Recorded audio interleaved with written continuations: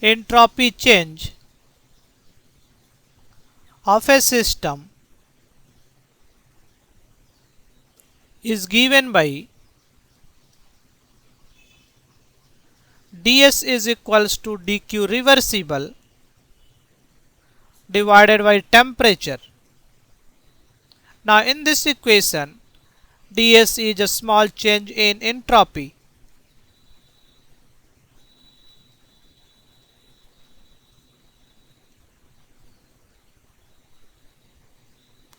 And dq reversible is the small amount of heat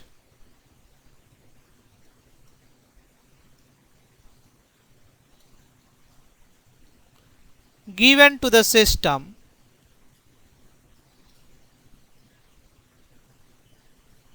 or taken from the system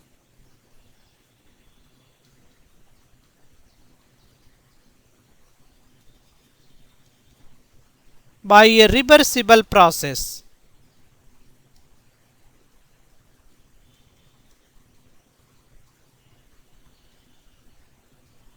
T is the temperature of system.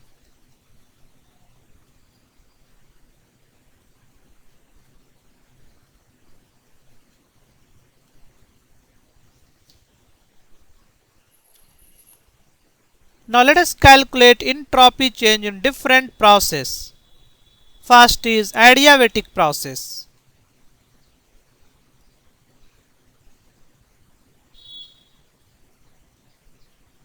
In adiabatic process, dq is 0. That is, there is no heat exchange.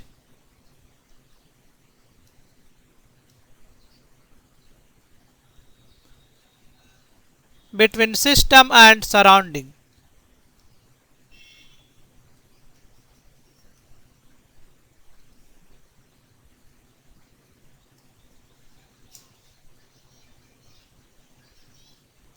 So we can write ds is equals to dq reversible by temperature. So this is 0 by temperature.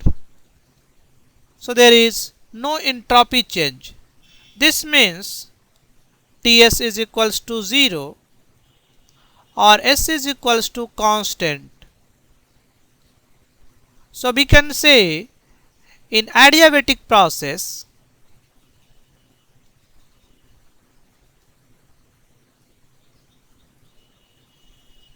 entropy remains constant.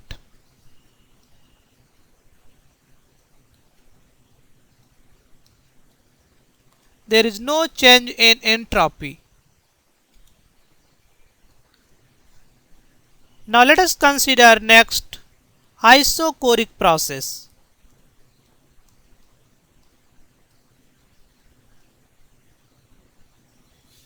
In isochoric process, volume remains constant.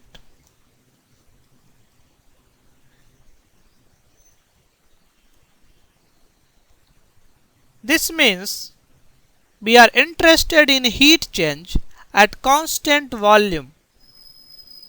So you may remember definition of molar heat capacity at constant volume. So this is molar heat capacity at constant volume.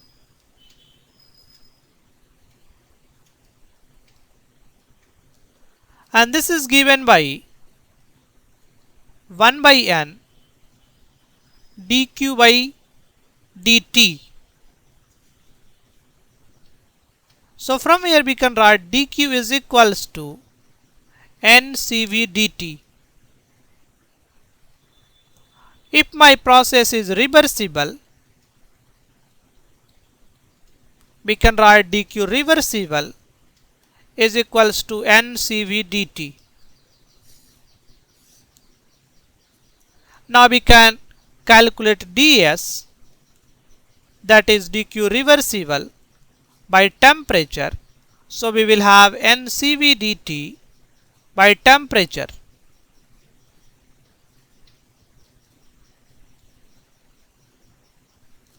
Now we can integrate both sides, entropy from S1 to S2 and temperature from T1 to T2.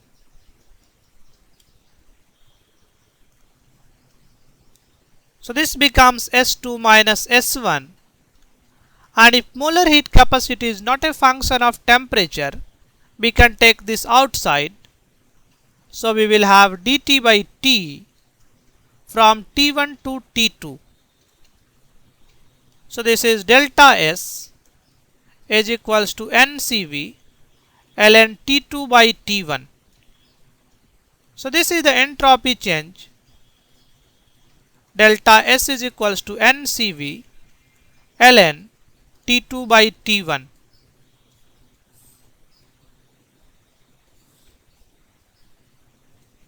This is the entropy change for adiabatic process.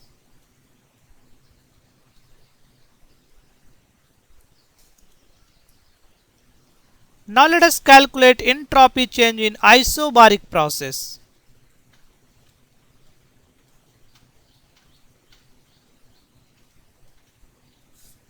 In isobaric process, pressure remains constant.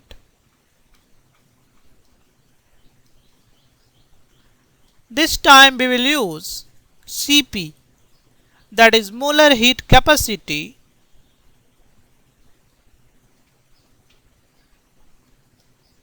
at constant pressure.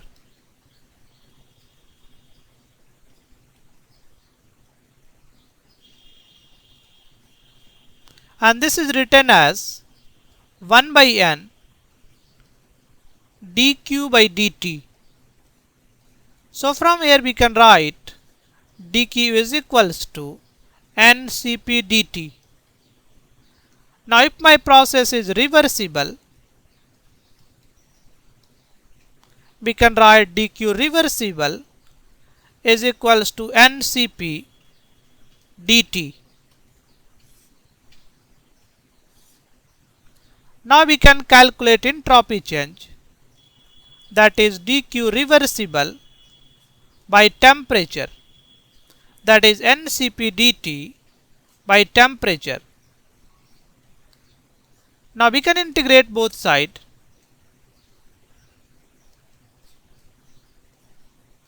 So entropy goes from S1 to S2 and temperature goes from T1 to T2. Now let us say Cp is not a function of temperature.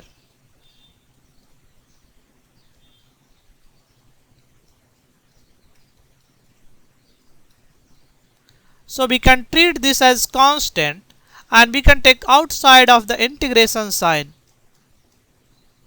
So this becomes Ncp dt by T from T1 to T2. So this becomes delta S is equals to Ncp ln T2 by T1. So this is the entropy change in isobaric process.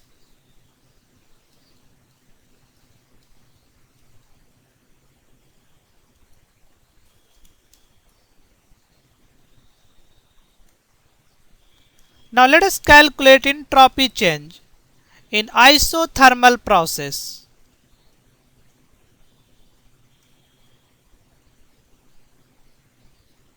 In isothermal process, temperature remains constant.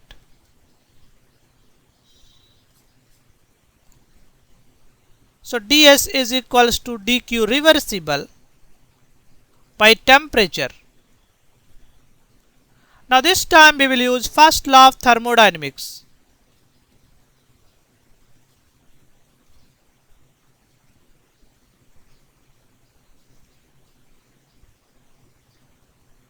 So we have dE is equals to dq plus dw, or we can write dq is equals to dE minus dw.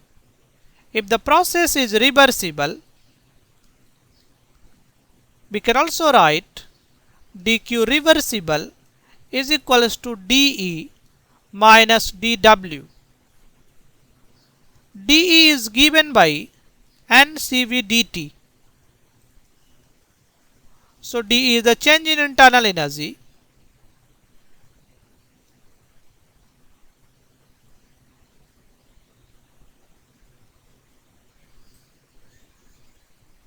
and Cv is the molar heat capacity at constant volume.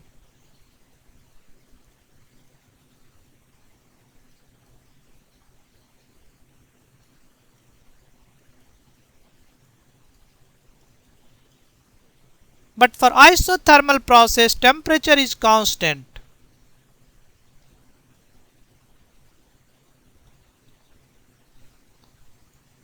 Temperature is constant. This means dT is 0. So we can write dE is also 0 because this is NCV into dt. So we will have d is equals to 0. So dq reversible is simply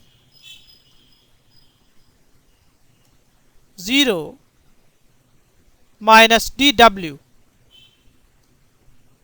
dw is a small work. And generally we consider expansion work.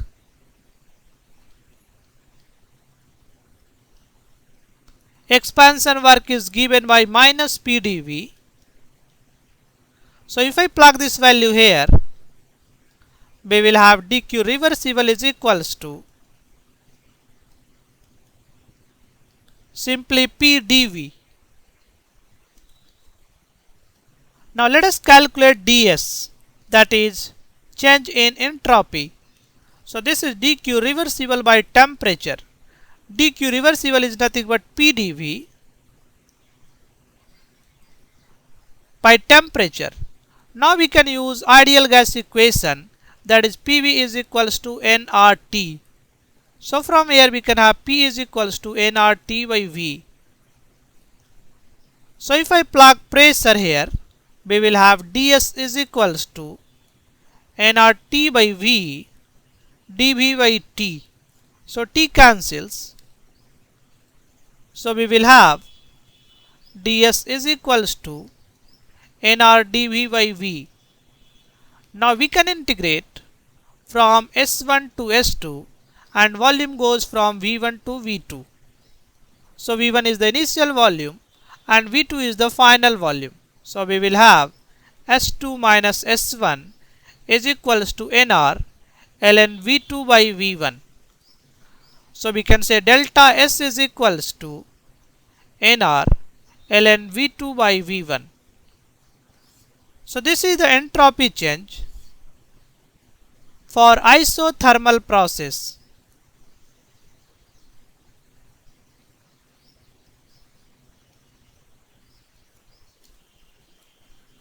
In above derivation, 1 denotes initial condition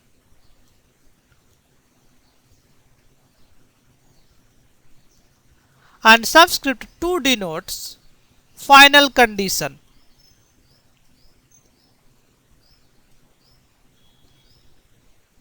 That is, we will have S1 initial entropy, T1 initial temperature, V1 initial volume, P1 initial pressure, and finally we have S2 final entropy, T2 final temperature, V2 final volume, and P2 is the final pressure. So this is final situation and this one is initial situation.